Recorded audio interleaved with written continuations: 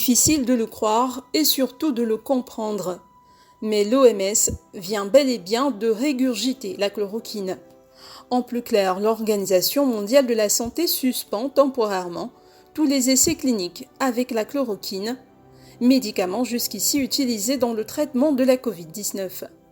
Une volte-face de 2 tours à 360 degrés, car ce n'est en effet pas la première fois que l'OMS change de positionnement quant à ce traitement contre la Covid-19.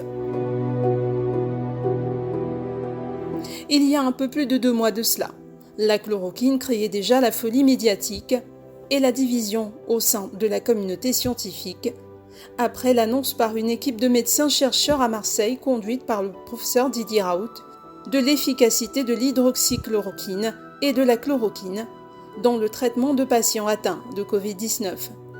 L'OMS alors, même si elle n'avait jamais vanté leur efficacité, a annoncé lancer des essais cliniques avec ces médicaments contre le coronavirus.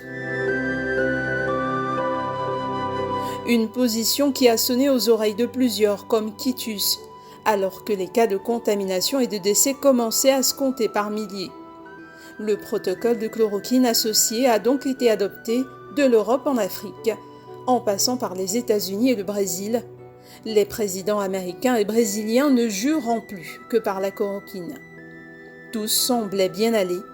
Le nombre de guérisons commençait à croître jusqu'à ce 22 mai 2020.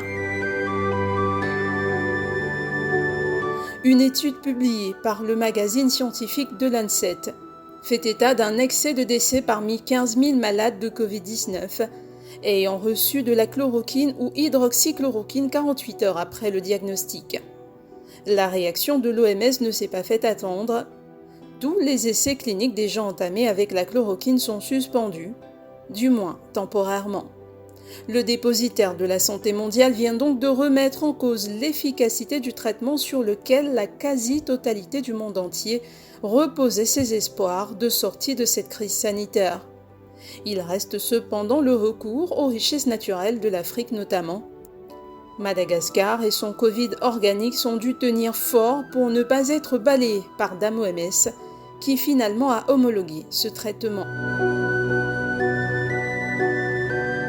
La pharmacopée africaine aurait donc là une ouverture pour se faire entendre, une autonomie médicamenteuse qui lui assurerait une indépendance sanitaire, loin des exigences politico-scientifiques et des contingences économiques mondiales, très souvent guidées par les pays les plus riches, au détriment des plus pauvres.